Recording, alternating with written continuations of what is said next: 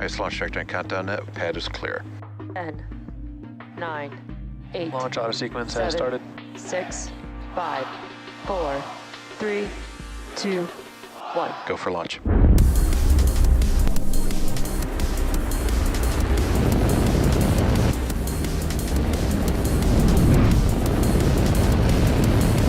Vehicle is supersonic. Stage separation confirmed. Dragon, separation confirmed.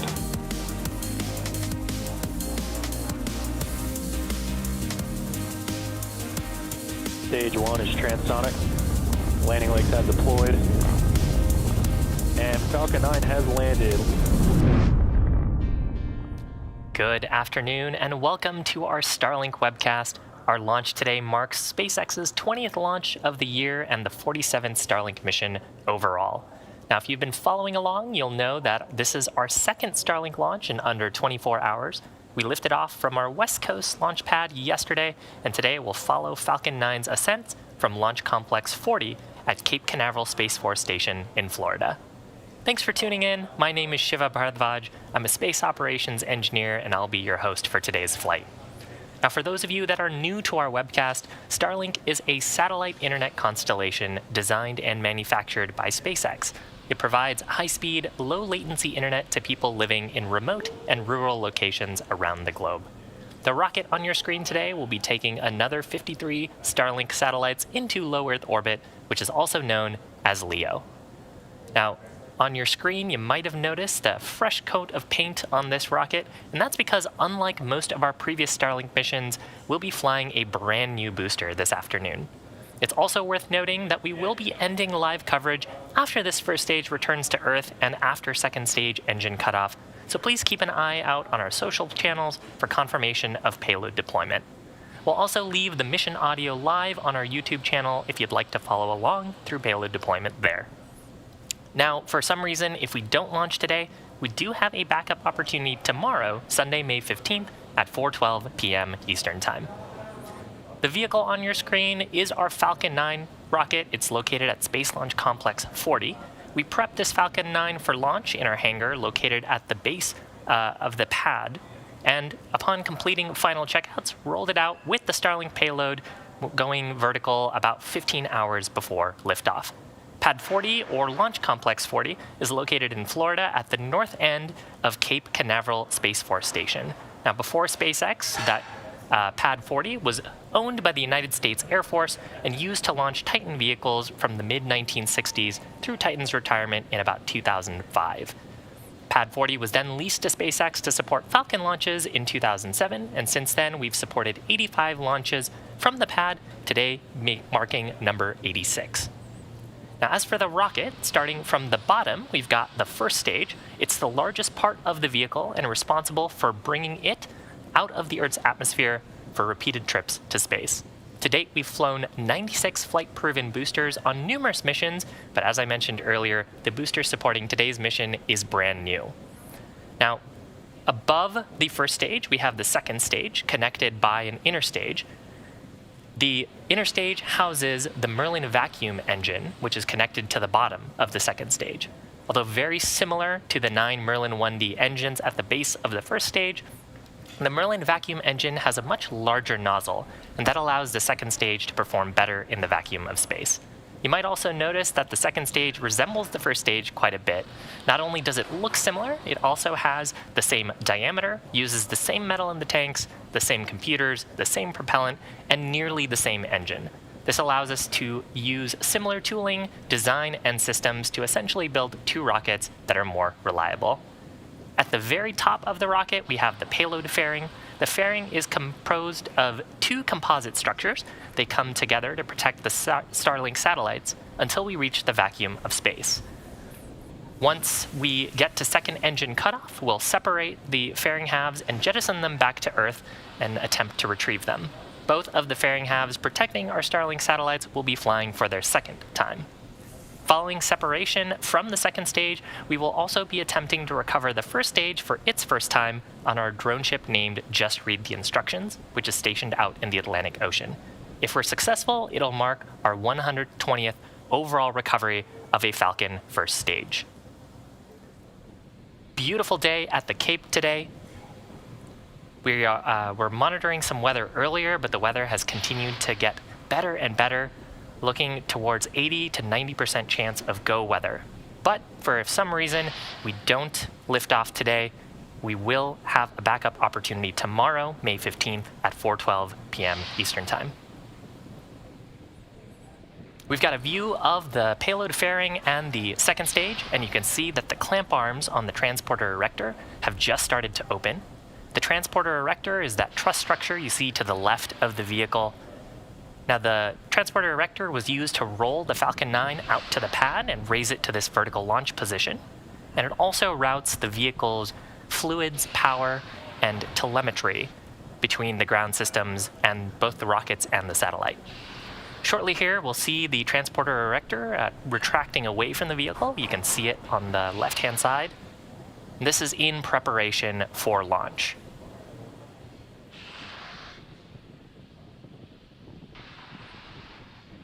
Now, as I mentioned before, this is our second Starlink launch in less than 24 hours.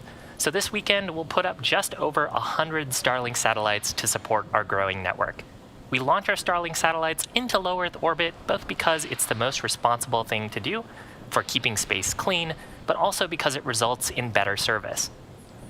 We use super advanced satellites in a low Earth orbit, and because of that, Starlink can support video calls, online gaming, streaming, and other high data rate activities that historically haven't been possible with satellite internet. The team is also rapidly expanding areas where we can offer service, as you can see on our new availability map. And one of the biggest hurdles to providing service in many countries is regulatory approval. So we're continuing to push hard for that, and our hope is that we can turn on service for a lot more people in the near future. If you'd like to check out our current service areas for yourself, head on over to our website at starlink.com/map. Now, you just heard a call out for LOX loading complete on the first stage. We used 2 propellants on Falcon 9, liquid oxygen and RP1, rocket propellant 1. Coming up next, we'll hear a similar call out for the second stage on the vehicle for LOX loading complete. That expected around T+2 minutes. Following that, the transporter erector, which I talked about earlier, which routes those fuel and oxidizer to the vehicle, will conduct some venting as we clear out the lines in preparation for launch.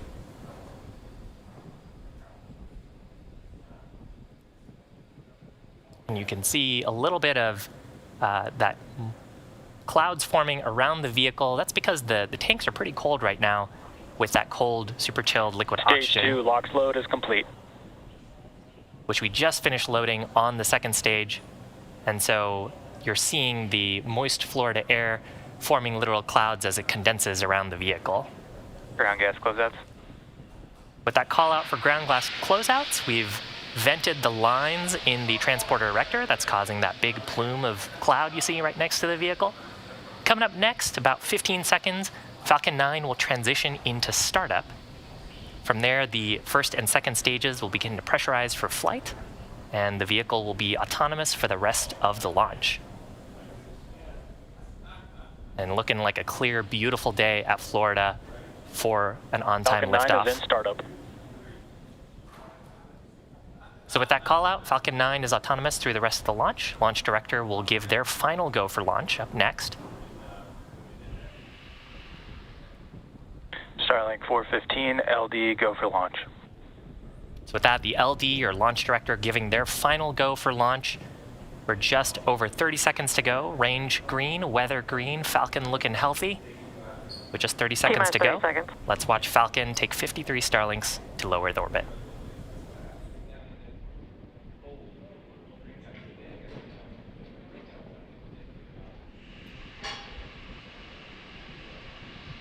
T-minus 15 seconds.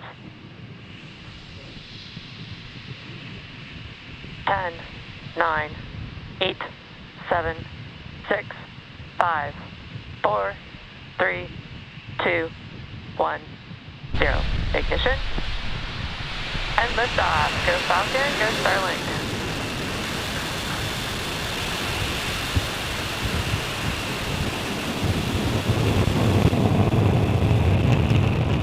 Falcon is pitching downrange. M1D chamber pressures are nominal.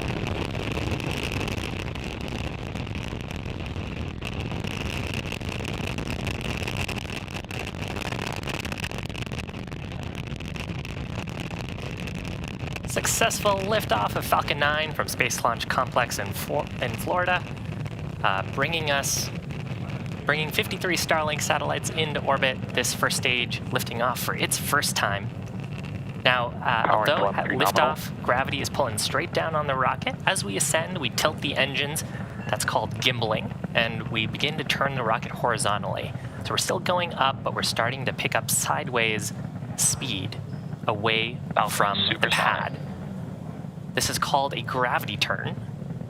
So this is what we use to get ourselves into orbit.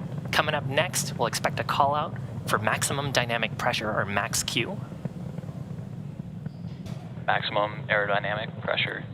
So max Q being the point where the stresses are highest on the vehicle. We're speeding up, the atmosphere is getting less dense, and so there's a point of maximum pressure on the vehicle.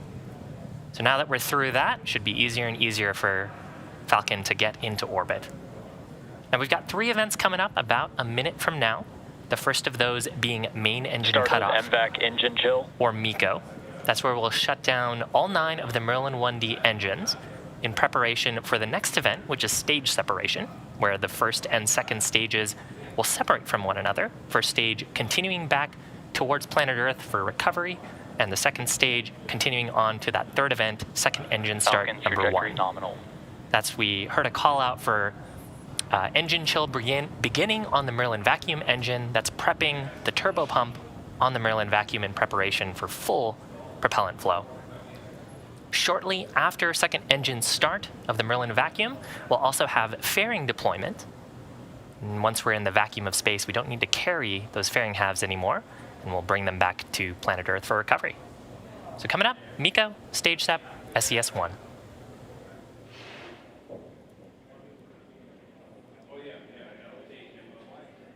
Main engine cutoff. Stage separation confirmed. MVAC ignition.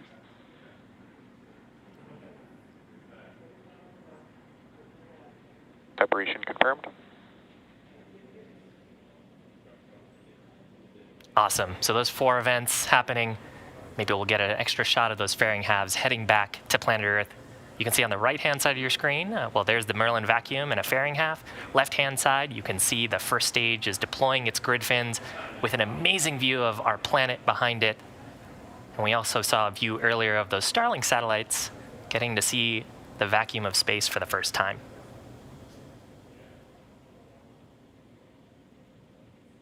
Now, the next major events will happen about 3 minutes from now. They'll happen on the first stage, which is on the left-hand side of your screen. That'll be entry burn on the first stage. And so during the entry burn, we'll ignite 3 of the Merlin 1D engines as we start to get to the thicker parts of the Earth's atmosphere. And that reduces the loads and the heating on the first stage as we start to re-enter the atmosphere, making it easier for us to recover the vehicle. You're seeing periodic bursts of white gas on the vehicle, like there. That is from our attitude control system signal, Bermuda. on the first stage. So we carry nitrogen gas. And because there's no air, or very limited air, I should say, in the vacuum of space, the attitude control gas is what's giving us force to change the orientation and get the engines pointed down. Those grid fin structures, you see 2 of them on your screen on the left-hand side, can't do much with the vacuum of space. So we have to use the attitude control thrusters to orient the engines down. Right-hand side of your screen, you can see the orange glow of our Merlin vacuum engine on the second stage. It'll continue burning until about T plus 8 minutes, 50 seconds or so. It's got a long burn ahead of it to take those 53 Starlink satellites into orbit. Both stages are on nominal trajectories.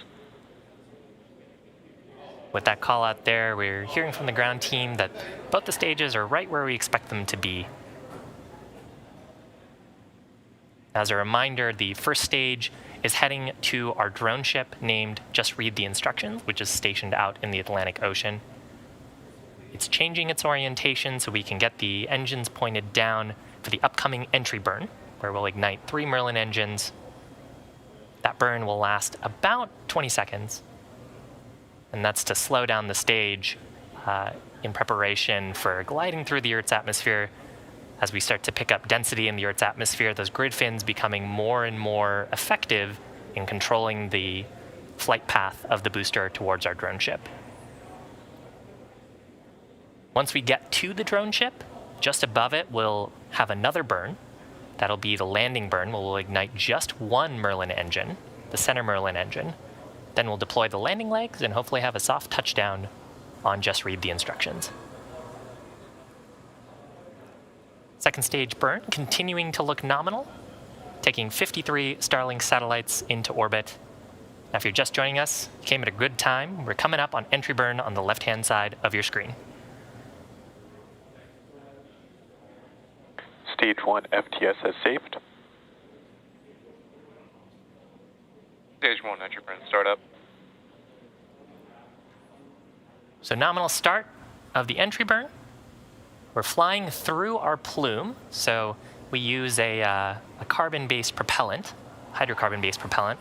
And so that's actually what causes the soot to appear on our reflown boosters. Stage 1 entry burn shutdown.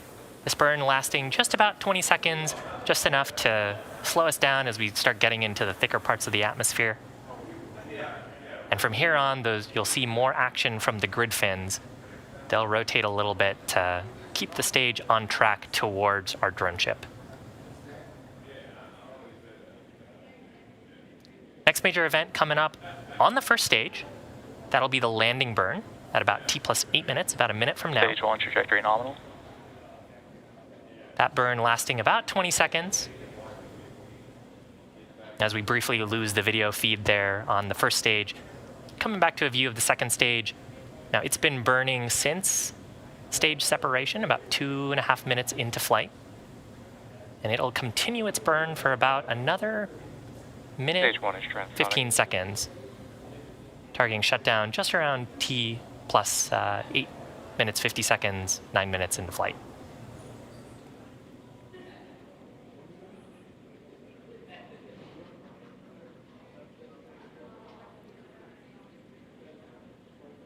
Here we go, exciting view from the first stage. We'll expect to see entry burn startup, or excuse me, landing burn startup here. Stage 1 landing burn. So there's ignition of the center Merlin engine. You can see the grid fins helping guide us towards the drone ship. And we'll expect to see the landing legs deploy just before we touch down. Stage 2 terminal guidance. You can see that our speed is rapidly coming down to 0. There's landing leg deploy. Oh, and a lovely touchdown. Stage 1 landing is confirmed. This booster's first landing, the 111th recovery of a Falcon 9 first stage booster for many more flights to come. Is saved. Coming up, second stage, coming to its its next activity, second engine cutoff number 1. And the ground teams will then assess the orbital trajectory and give us a call out if we're right where we intended to be. Second engine cutoff. So successful shutdown of the Merlin vacuum engine. Expected loss of signal tape. And a beautiful view of Nominal parking orbit. With that call out for nominal parking orbit, that means the second stage is safely in orbit. Awesome shot of the first stage on your screen for its first landing. And with that, we're actually going to be ending our webcast for today's launch. As I mentioned previously, we will be confirming payload deployment over our social channels, so keep an eye out for that. That's expected around T+54 minutes into flight. We'll also leave the mission audio live on our YouTube channel if you'd like to follow along there through payload deploy. Big thanks to the Federal Aviation Administration for supporting our mission. Of course, thank you to our viewers and to all of our Starlink customers for using the service at this time. That's been a pretty busy set of few days here at SpaceX. We want to thank you for joining us this Saturday, and we hope you all have a fantastic weekend.